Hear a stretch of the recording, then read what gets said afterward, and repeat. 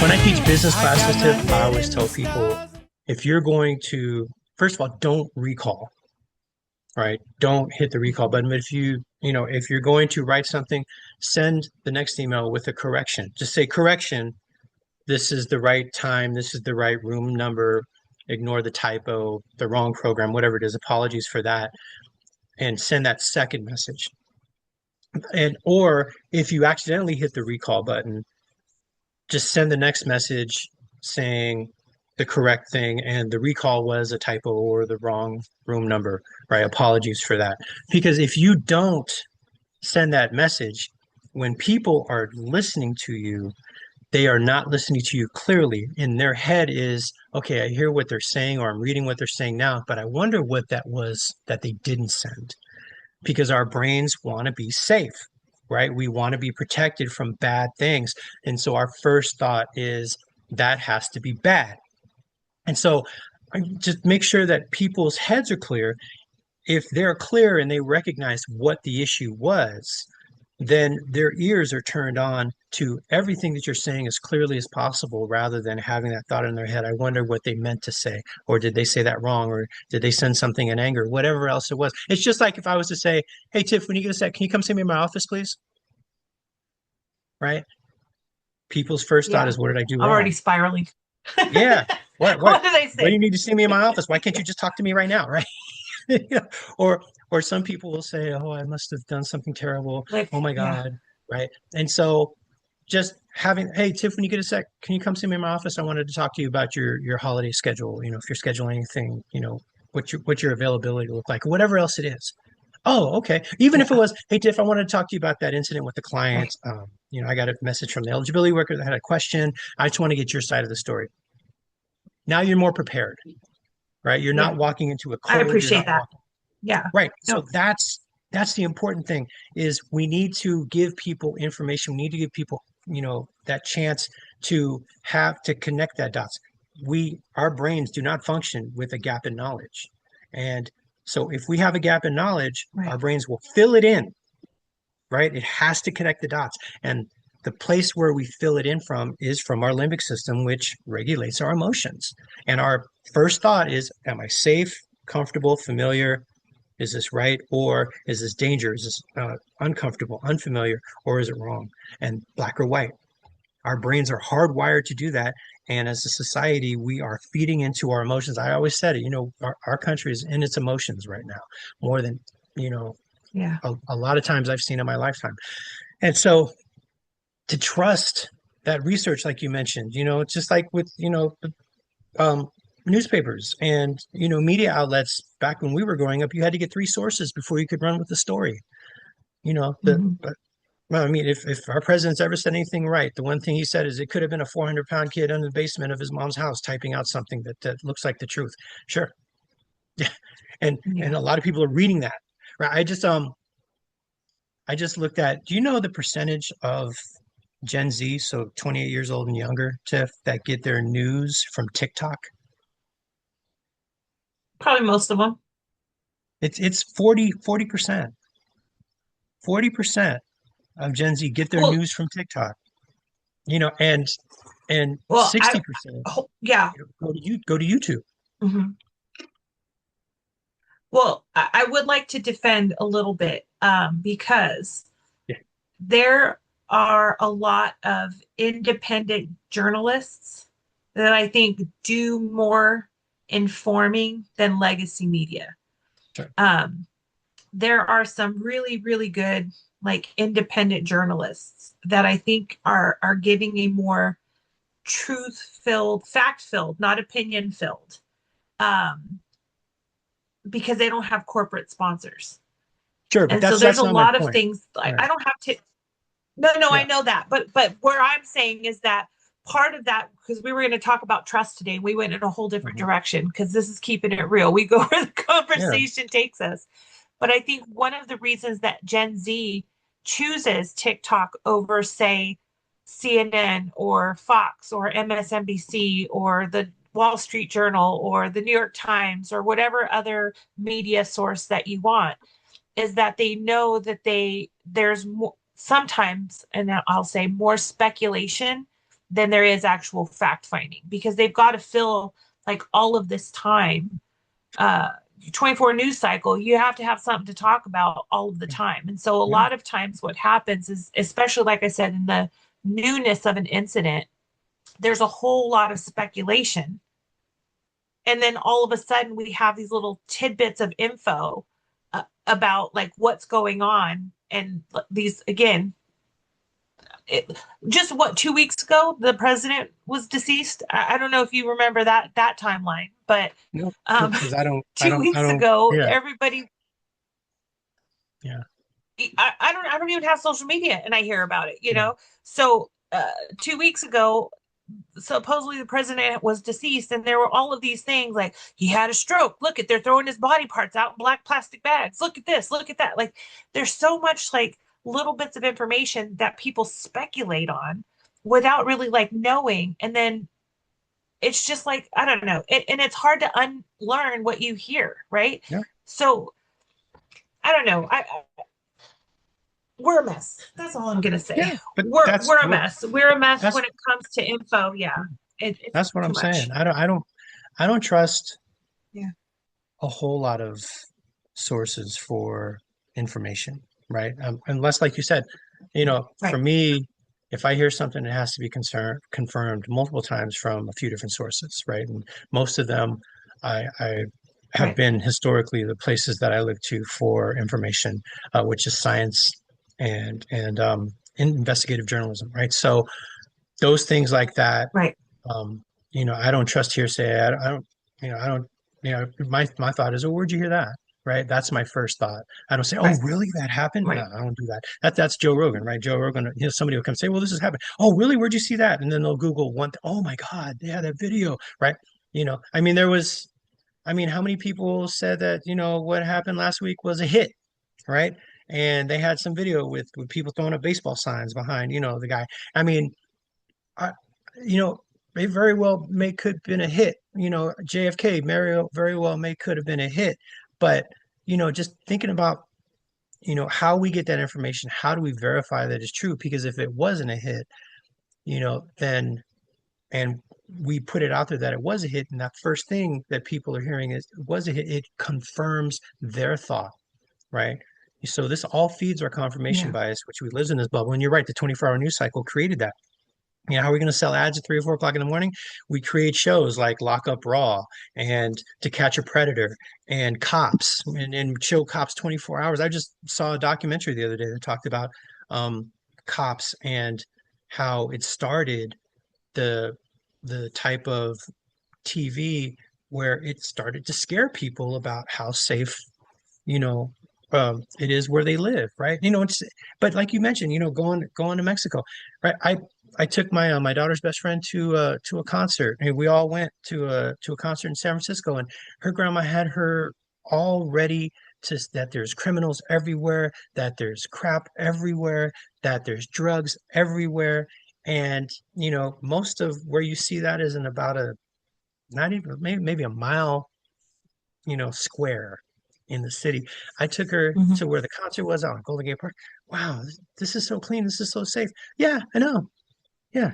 Well, my grandma said that San Francisco is just so dangerous, and she didn't even want me to come to the concert. I said, well, I'm glad you came. I'm glad you got to see my city, right? Because Right. I mean, there's places that people who grow up in places don't go. They know, don't go there. You're told as a child, Hmm. don't go there, right? And so, yeah. But when you play it up to serve your narrative, right? As this crime infested, crime ridden, but this country is crime ridden and it's terrible. Crime rates have been going down consistently for the last 20 years, right? And so, you know, but Yeah. if you believe, if you were to believe, people were living in Escape from New York, which is, is not the truth. And Yeah. so doing your own research, listening to, watching your eyes, reading multiple people, seeing what it is that I have a question about this. How do I find out more information? Like you said, look up the metadata, look up investigative stories, qualitative Hmm. studies, these things that tell you those stories. Numbers, I mean, they say numbers never lie, but you can always create numbers to serve your narrative. But it even goes Oh back yeah. to the best well-meaning people, like we've talked about with coaching. Before I got into my coaching class, I did coaching for 10 years. And what I realized in the coaching class was that if I'm not careful, the questions that I ask, we're taught, go where the coachee wants you to go, just, where they're answering the questions, follow that thread. And what I was realizing, oh shit, I've been asking questions when people start going this way to pull them back towards where I want them to go, to lead them to my Right. conclusions that work for me. And so, how effective have I been in helping them solve their own problem or coming to a solution that is based in their idea of how their life works? Right? Because if we're not careful, like we've Mhm. talked about before, we take everything personal. This is the way to do it. This is how my life works. It will work for you too, even in a positive way, right? And so we Yeah. have to get out of that Yeah. emotional trap that our brain is. We have to trick our brains and get on. That's the only way we're going to get to places where we can really be the masters of our own thought process. These free thinkers, no, they're not free thinkers because they immediately reject something when it doesn't agree with their free thinking, which means that you are one-sided, right? And so, if you're truly a Hmm. free thinker, oh, okay, well, I, let me check that out. Okay, you believe that? Tell me why you believe that. Where'd you get that from? Tell me about your story. Tell me your experience, right? That doesn't happen. You're wrong. You're ridiculous. Prove me wrong. And now we get into debate. It's not. Does it have to be a debate? Can it be a conversation? Can it be an opportunity to learn from each other as opposed to trying to prove who's right and who's wrong? Our brains want us to prove who's right or who's wrong because that serves our inner inner narrative and it serves our ego, right? What we've been taught, what we believe is right. So we feel better about ourselves when we recognize that things are wrong. We have a heart. Can I be honest? Can I be real? Can I be real, Tiff? Hmm. Well, well, you better. If you're not being real, then what the hell are you doing? Like, be real.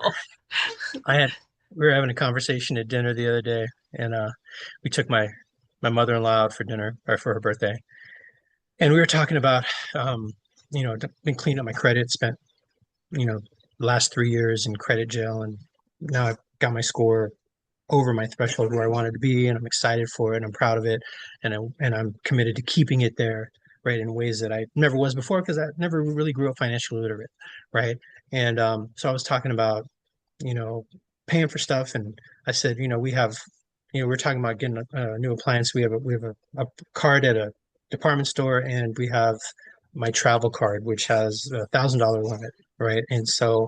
Which means that I have to pay it off, right? And so I was like, I'm not trying to get any more Mhm. credit cards. I'm not trying to get any more of those loans. I've done a couple of those Affirm loans, but they don't go on your credit score. And then my 23-year-old son stepped in and said, yeah, they do. They go on your credit because no, they don't. They told me that they didn't. I just got my credit report that showed me didn't show anything about a firm or safe pay or anything. He goes, no, they just passed the law a couple months ago. I said, but that's no, I just got my report. I just did a refinance. I just got my. He's like, well, have you done an Affirm loan in a while? And that was a question that got me thinking. And I'm like, no, but that's not what they're saying. So I went and looked and I just did a quick Google search. And yes, as of May this year, whatever you buy on those Affirm or Safe Pay or whatever it is that, PayPal, whatever those installments are, they reflect on your credit. Luckily, I put everything on auto pay that I paid on, so everything is on time, which actually helps my credit and builds my credit. But I didn't even realize that because in my mind I had heard that it wasn't, and I looked at my credit report that said that it wasn't, and so I was stuck in my mind a confirmation bias where I'm sitting there refuting the fact that my son is telling me that this is true, and it changed. There was a law change, and when I looked it up, I felt real stupid. I felt real. I felt, why am I arguing with him? What is it about what he said, or just about him being younger, or whatever else it is?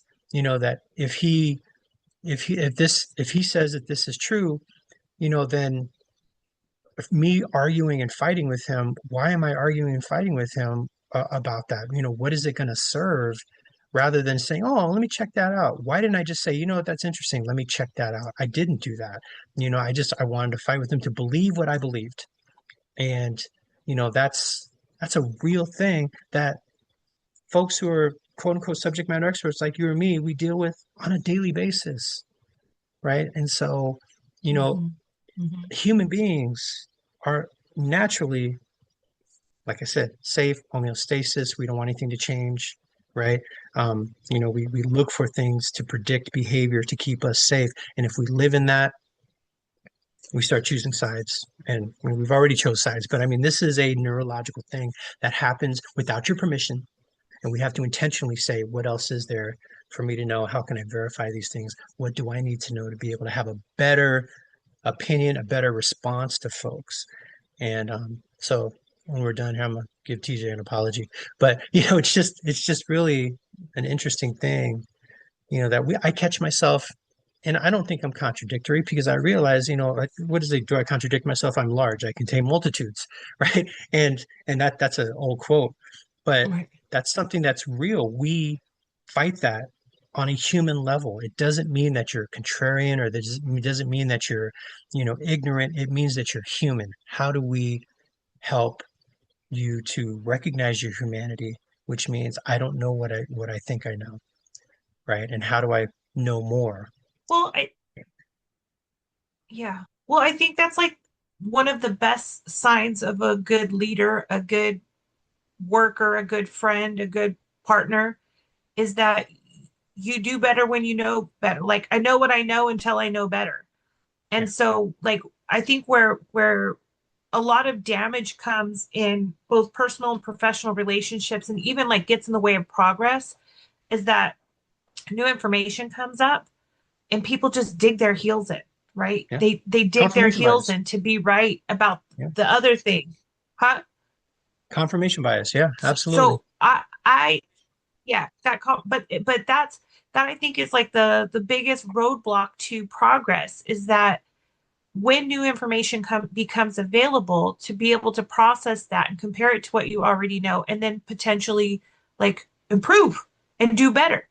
And when we can't do that or we're unable to or unwilling to take new information and change our mind, then we stay stuck where we're at. We have the same outcomes. Um, I love this quote that is get fluent in what is, but don't get attached. And Hmm. I really think that that's important for especially the work we do in government because things are always changing. Like we have to become fluent in whatever is currently happening and to not get attached to it because if there's one thing we know for sure, it's going to change. And like part of the challenge with that change and that adapting is people's ability, including my own. This is not I'm not exempt from this. I'm a person too. The ability to let go of what's new or what's comfortable, what's known, what we're familiar with, and move into territory where maybe we're not as certain or Yeah. where we have to learn a new skill or change our mindset.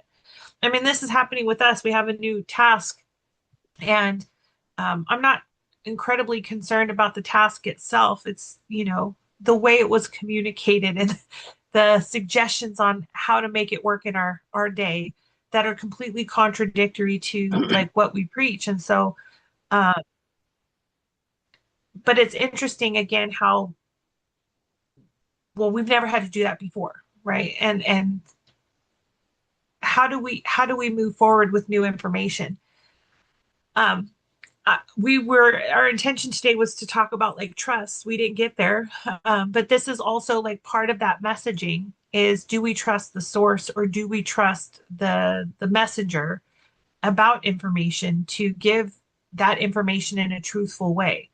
I don't necessarily want to believe that I fall victim to the confirmation bias often, although I can acknowledge in some ways I do. There's some things I refuse to believe to be true. Um, but I also know, that I might be silly about that. But um, I think who gives the message also is incredibly important because if I trust the source and you share something with me that I don't like, it's much easier for me to consume than if someone I don't trust gives me information, even if it's true, I will Yeah. probably be more skeptical. And so I'm thoughtful about that. right? And so it takes me a minute to process in my own mind. So when I have a like a visceral reaction to information, my question to myself is always, am I mad about the information or do I not just like the source? Yeah. And Yeah. many times what I find it's almost always I'm not a huge fan of the source. And so I have to like process that in my own being because Yeah. I don't want it to be like that. So Well, I can hear you, Tiff. um I mean, that's the thing that happened with me and my son. It wasn't that the information he was giving me was negative. It was the fact that, I asked that question in class. What's the most valuable thing that someone has taught you that was younger than you, right? Why? Because in our heads, what are we taught? Elders yeah, know more. Elders, we should teach kids. Kids are better seen than heard. If we were raised that way, so was I rejecting that information from him just because he was younger than me and he's not experienced as me, as knowledgeable as me? That's probably part of it. right.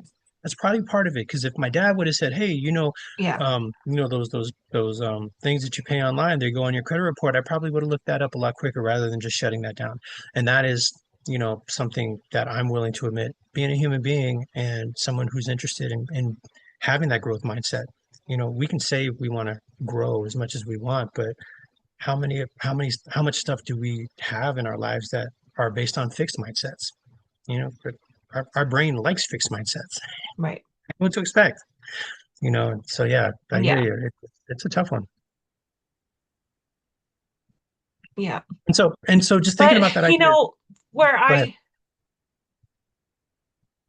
no, I should say where I go with that thought process now is when you are in a position of power, authority, influence, whatever word you want to use, like how do you make sure that you maintain those good, trusting relationships where people know that even if you have to share news that maybe is not going to be popular or people are going to be excited about it, that they can receive it in a way that will lead us to better outcomes versus being resistant to the messenger versus the message.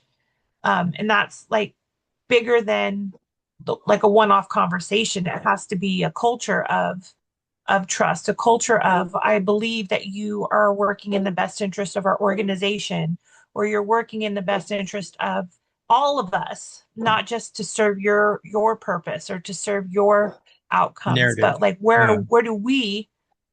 where do we come into all of this? And I for myself, I can only speak from my own experience, like my biggest challenges in following leadership have always come stemmed from for me this us versus them mentality where I don't feel like we're a we. It's a you versus us versus you, like a Hmm. constant battle, which to me is such a waste of energy. And it happens more often than I'd like to talk about. And I want to believe that I want to be a cooperative person. I really do. I actually really love cooperation. You've worked with me before, Carl. Like I really want things to be good. Like I try not to be a nail in the side. Like I'll bring up issues, let's find a solution. I don't play the blame game a whole lot. Like let's just move forward, let's get things done. I want to have a good outcome and I'm really invested in making sure things are done well. And I will concede, I will say I had a different idea, but if that's the direction, let's do it. I'm here for it. I really try to thrive on being low maintenance in terms of like collaboration and working well together. I don't have to be the one in charge. I will be honest with you. It doesn't have to be my way. I'm very, very flexible in that sense, unless there's something I'm really passionate about, right? If I'm like, no, like this is the vision. With that being said, I thrive in environments where people have that same type of mentality where we all have this common good. And maybe you're coming at it from one direction, and maybe I'm looking at it from a different perspective, but we're working towards the same goal. I thrive. But when your direction and it is not leading to that outcome, or maybe my direction is not leading to that outcome, that's where I really kind of get disconnected. And I have a really hard time being an active participant if I feel like we're moving far from what our goal is. And one of my biggest pet peeves in workplaces is where we say one thing on paper and then the culture is completely different. Like, we're a great place to work where we respect each other, and then we get the most disrespectful messages from each other. We Hmm. care about work-life balance, but work do this extra work on your breaks and lunches. Yeah. Um, like we care about, having a great image, but here, let me diminish your image to make myself feel better. Those are the types of things where I really struggle because what we say and what we do don't match.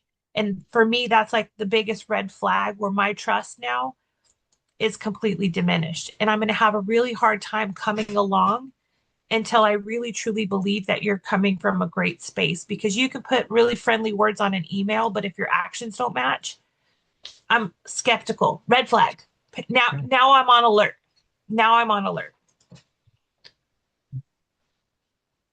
And yeah, walk your talk, back up your talk, be consistent in your walking, right?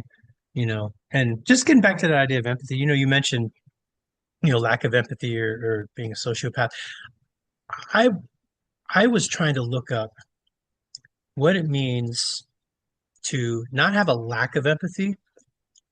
I think there's empathy, and I think we lump in empathy and compassion. I think there are more people that have empathy than compassion. And the reason I say that is because to recognize, for me, the definition of empathy, it's not walking in somebody's shoes. You can't put your feet in somebody else's shoes if you've never been in there, but you can recognize that something that you've said has excited them, interested them, disgusted them, frustrated them, right? Or if they're feeling like they're in a good mood or a bad mood, we can recognize those things. And that's empathy, right? And then asking those questions, those compassionate questions, is employing compassion. I believe that there are people who use empathy for negative reasons. It's different than a lack of empathy. Lack of empathy is I can't understand what you're feeling and why you're feeling that way. This type of empathy I'm talking about is I see you reacting that way and it's working for me. I see you upset. Good. That's what I wanted you to do. Yeah. Right. And I'm poking the bear. Right. And I want you to react in a way that, leads me to be able to prove that my opinions are right about you or about people like you or other things like that. And I really think that's where sociopaths live. They can pick up on people's emotions and use it for their own best interest. I have not found a definition for that. I've been Googling the heck out of it, doing research all weekend when I learned that people say empathy doesn't exist. Empathy absolutely exists, and empathy exists in people who are not well-meaning. Using empathy Right. with compassion is different than using empathy for your own self-gain and self-serviceness. That's really, I mean, if we want to talk about it, the definition of sociopathy, that's it, right? For me. Now that there may be therapists and psychologists all around the world that said, "Oh, well, textbook, that's not what it is. That's not how Freud described it. That's not how it's in the APA or in the I like DSM." that that's their voice. You know, no, actually, it's not in the DSM. But how do you feel about that? Right? But I'm just Right. Right. thinking about that idea Right. of what they've been taught, what we've been taught, and what we're taught is only as effective as the people who taught it to us, their knowledge base and their intention. And so we Right. always have to question where we're getting our information from and how it affects me. The one thing we can Mhm. control is who we are and who we want to be to other people, right? So emotional intelligence, who we are, how Mhm. we respond to stimuli, how we respond to other people's emotions, and how we interact with other people in that way, right? And so we recognize our self-image, our idea of what it is that we want other people to know about us, not just in the words that we use, but just in the way that we live our lives. We have that control, right? And so it's really important to recognize who am I? Who am I in this world? What do I believe?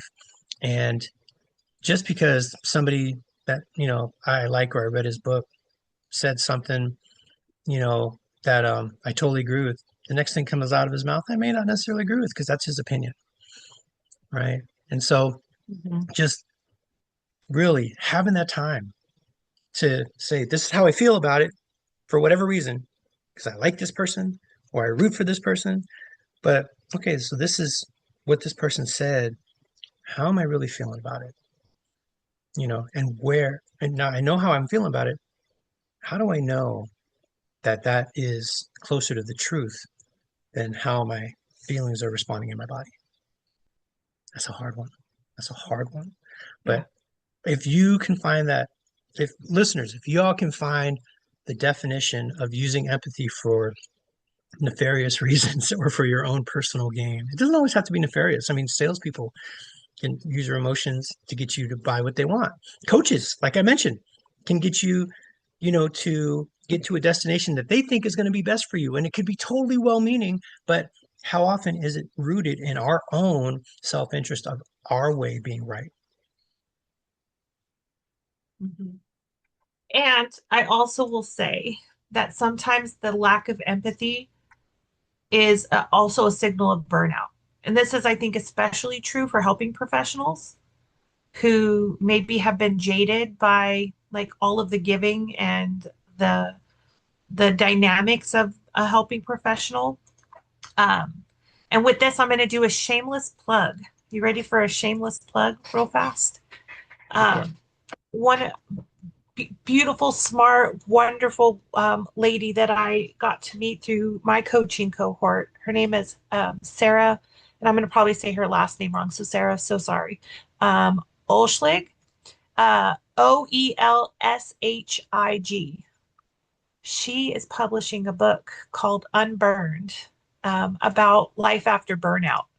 And I just wanted to give her a shout out because it's in pre-order right now. It's gonna be coming out in the spring of 2026. And she's a smart, smart lady, and has put a lot of work into this book. And I think it's really relevant for many of us today because um, part of this like lack of trust and the empathy and how we process information, much of that is connected, as Carl's talked about a lot today, about our feelings and our emotions.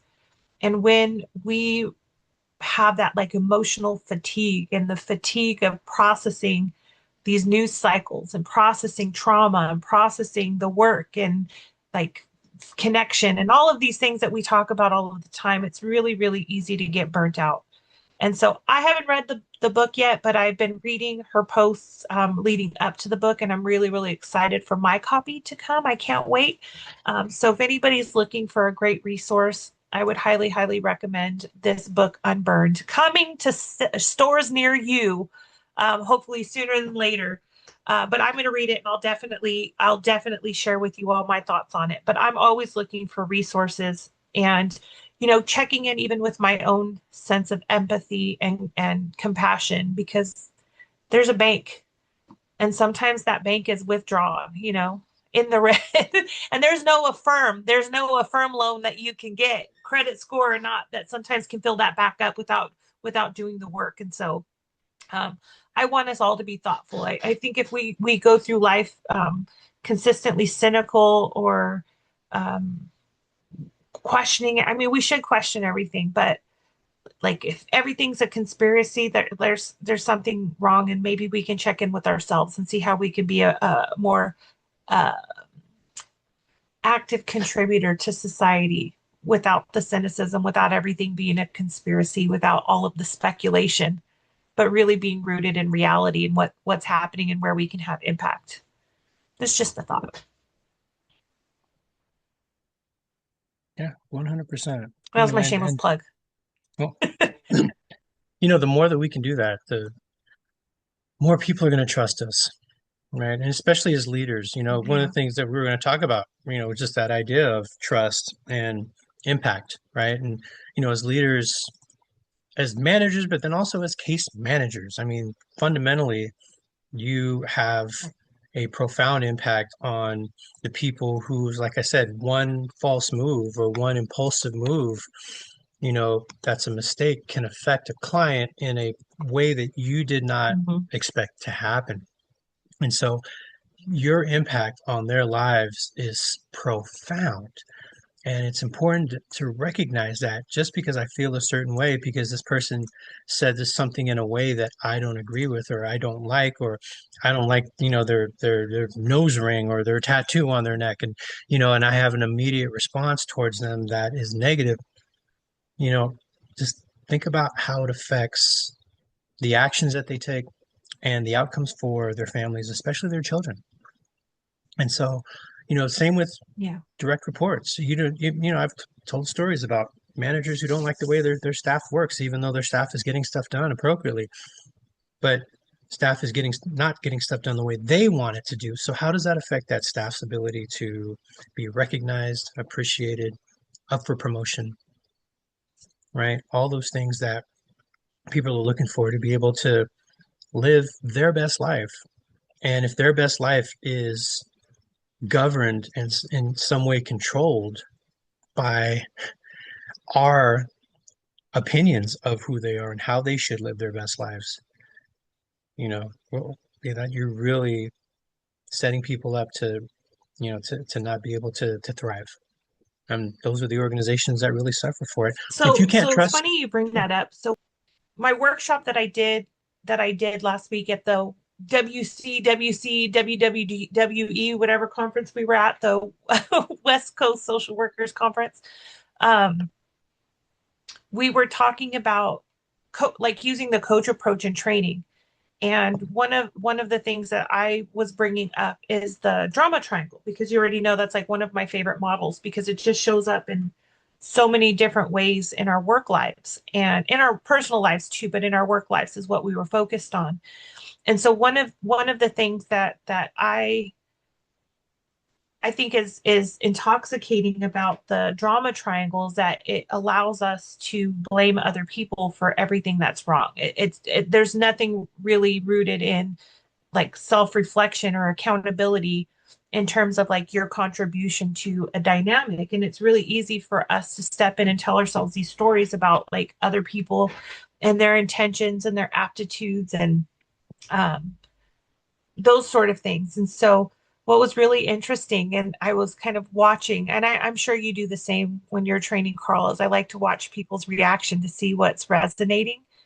And I was talking about like some of the roles of like victim, persecutor, rescuer as it comes through in training. And as I was giving examples, I was giving examples of like, for example, victim mentality. This is what it looks like from the trainee. Here's what it looks like from the trainer perspective. When you are in persecutor mode, this is what you hear from the audience. This is what you hear from yourself. And it was like these moments of realization. Oh, I might be the problem, right? Like I'm participating in this dynamic as well. And I thought it was really kind of interesting to see like that moment of realization. And like we were talking about before we podcasted, that drama triangle showed up in every single class I did this week, even though they were different topics. And it was kind of refreshing. In the last one that I did, it was just about the drama triangle and trying to change the dynamic. And so many people in the class were having discussions about like, oh, I might be the problem. Oh, I can see myself how I'm adding to this situation. And whether it's as a case manager, as a leader, it's really easy to point the finger at other people and point out their flaws and their inefficiencies and their deficiencies. But I think it's even more impactful for us to go where we actually have control. Like, what is my contribution and what can I do better? I don't need to wait. If I'm a case manager, I don't need to wait for a client to make a complaint about my attitude to be able to recognize that maybe my attitude isn't what it needs to be. I don't need to wait for my manager to call me in about maybe gatekeeping services if I can recognize that maybe I'm making things more difficult than they need to be. Um, like we have to be willing to be vulnerable as people to step in and look at ourselves and acknowledge and correct and make amends for our contributions to some of these dynamics. This has been for me like the last decade of my journey is realizing in all of the ways that I make my life and everybody else's a bit more difficult with my natural instincts and being able to like really be intentional about being different and showing up in a different way. And the results have been amazing. I'm flourishing personally and professionally. I really am living my best life. I have healthy relationships. I have great work relationships. I have some that still need some work, but I'm doing okay. And I have to contribute a lot of that is really being able to look in the mirror and acknowledge myself and have that self-awareness that's so important with emotional intelligence, to recognize that I don't just have to own like be authentic to who I am, but I also have to own like the impact that who I am has on other people. And do I want it to be a good thing or do I want it to be a not so good thing? And I personally want to have a positive impact on people's lives. I want them to be better because they know me, not because they don't. So to me, it's all a matter of choice and how we show up in the world. Do I want to be right or do I want to have a good relationship? Do I want to be trustworthy or do I want to be the expert? Do I want to be in control or do I want to be open? Like there's so many choices and it's not always binary. It's not always this dichotomous choice. There's lots of options, but it takes a real level of self-awareness. And I feel like maybe potentially a lot of people are afraid to look at themselves like a long list in the mirror, especially those who have really embraced the woe is me, everybody else is wrong, I'm right mentality, which is incredibly unhealthy. Well, and just thinking about what you're saying about that idea of, you know, what are we bringing? One of the things we talked about was impact. Talking about that and thinking about the impact that you have. Just as a Mhm. case manager, what stories am I telling myself? As a case manager, what stories am I telling myself about my role in the life of my clients or how clients should be living their lives? As a manager, what am I telling myself in terms of how I interact with coworkers? Same thing with trainers. When you're up in front, Mhm. this is something I when I train trainers and managers, I say, one of the things that I found in government service is the further you go up in government service, you're supposed to automatically just know more. And it doesn't have to be Right. that oh, well, you're supposed to know exactly what forms we're working on, or what screen to go into in CalSAWS, or how to use our database, or how to use our performance management system. Well, you're a manager now. You're supposed to know that stuff. Well, if I'm supposed to know it, where am I Right. supposed to get that information from? But we Right. tell ourselves, the story we tell ourselves is we have to know more. So very often when we're up in front of people or leading people, we have to act as if we know everything that they know. And that can be very, very damaging, right? If you want to make a positive impact, Yeah, for sometimes the sure. most positive impact that you can make is to ask people, what is it that I'm missing? Or asking the question, what don't I know? So you are out there, you guys are on the front line. Tell me what you're experiencing rather than me. Because, and then other people might say, well, you don't know that? No, I don't know that. I'm here, right? We've talked about Cat's diagram, right? The further you go up in Right. management, the less technical expertise you have.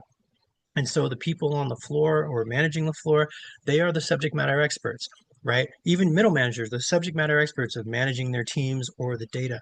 Very often that person who's in senior leadership is working more on strategy, right? Or they're supposed to be working more and more on strategy, but they feel like they can't ask the questions to get more in touch with people in the lower levels because they're supposed to know this stuff. Same with trainers. Trainers, if you don't have to lecture people, right? That only worked in secondary school, right? Or primary school. Adults want to be part of their own training. They want to be engaged Yeah. in their own learning. They want to be able to find that information themselves, and we can help facilitate that. Some of the most profound things I've ever experienced in a classroom was not from what I told people was happening or the truth. It was their conclusion of how this applies to what it is that they do. And if you feel like you have to stand up there and pontificate from a place of knowledge and hierarchy that you really don't have, then what impact are you providing those folks? I don't know about you, Tiff, and I think I might have said Mhm. this before. My very first class that I taught, Alameda County, 2007, my handouts were 54 pages without a PowerPoint, Yeah. right? For a 8 hour class, 7 hour class, and it's like nowadays, if I have for a full day class, if I'm pushing 40 slides, that's a lot. And if I have ten pages Yeah. of activities, that's usually a lot. Because if we don't build that time for people to talk about stuff and to synthesize it, there's no value in the transfer of learning, right? Because that's where they get the transfer of learning. How Right. does this apply to me? How does this Yeah. apply to my staff? How are other people experiencing this at my table, right? And that's really the magic and the beauty that I found in the class that I've for engagement purposes and also what I get to take to other counties when I do my training. Yeah. No, I'm with you 100%. I'm very activity heavy, and uh my activities are almost always self-reflection. It's like I give some good questions to initiate a conversation. And so it's like taking the theory into practice. And one of like the biggest compliments I've received from learners is that I'm very pragmatic. And I'll be honest with you, I didn't know what that meant. I had to look up the definition of pragmatic. I'm like, what'd you say about me? That was years ago, but I really love I am very pragmatic, and I want to be purposeful. It's one thing to learn a theory. It's a completely different thing to like know how to practice it. And I value the interaction and the comments I give. Nobody falls asleep in my classes. Usually it's like, here's a theory, here's a story, here's an activity to process it. And what does that look like for you? And how are you going to practice this? And so there's a lot of, I would believe, self-discovery in the courses that I teach because it always comes back to the learners. I'm not doing a data dump.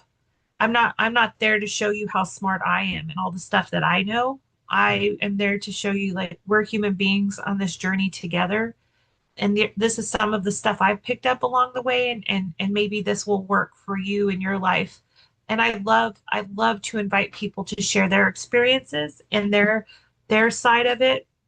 Sometimes what their side of it is completely different from what my experience is. And so I'm okay with that. I love learning from them. I learn just as much in a training as I teach. And so I'm always open to that.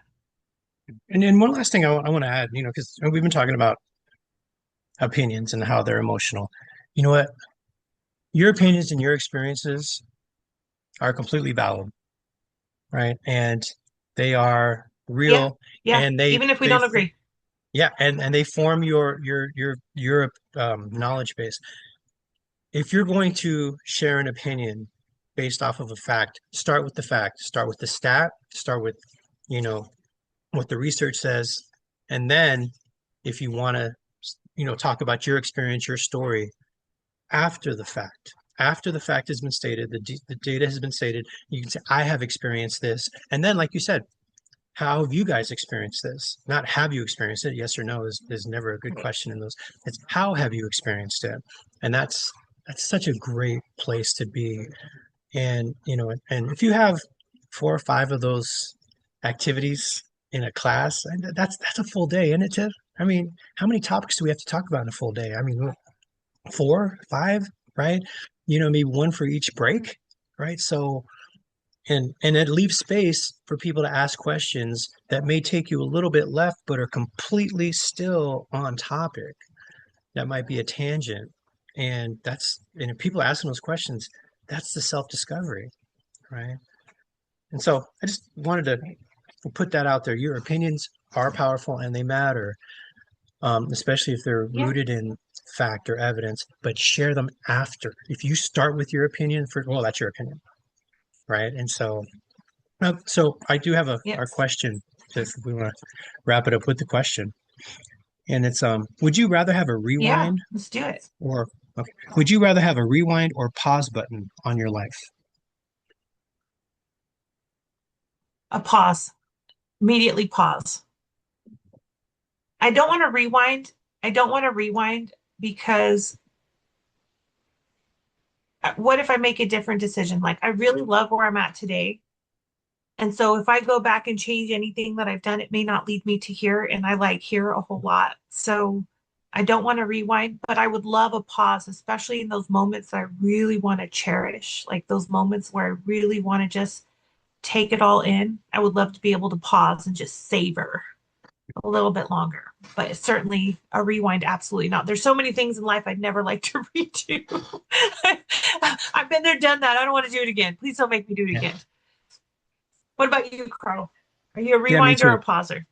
Pause. I mean, I go back to the past just as a reflective point of where I am now, right? And going back to say, Yeah. okay, well, when this, that, why do I make these decisions now? Did it happen? Did something happen in the past? And even if I was to go back and say, yeah, that was Mhm. there's very many times where I'll go back to the past and I'll go, ooh, that's a cringe moment. I shouldn't have done that. That was dumb. What the fuck is wrong with you? Yeah. Right. Oh But yeah, I have so many. but Oh, all of those have led me here. 2000s. And Don't even get me on the yeah, 2000s. It just yeah. yeah. But all of those have led me here to where I am meeting with you in this moment and speaking and putting this out to people that listen to us. And so I can't, we were just talking about this last night with my wife, just we're blessed to be where we are right now in our lives, and we're talking about all our kids going to school and how Yep. excited she was. And she's like, I didn't, but everything that I wanted to achieve, I've been able to. But just thinking about where I am, I'm happy with where I am and in that moment. And yeah, we want to savor those things. All right. And so it's really something that, yeah, I don't want to go back to the past. I mean, like you said, if I did something different, who knows where I'd be. Right. So I'm blessed. I'm truly blessed. Yep. And and Same. we are blessed to have Stay you blessed.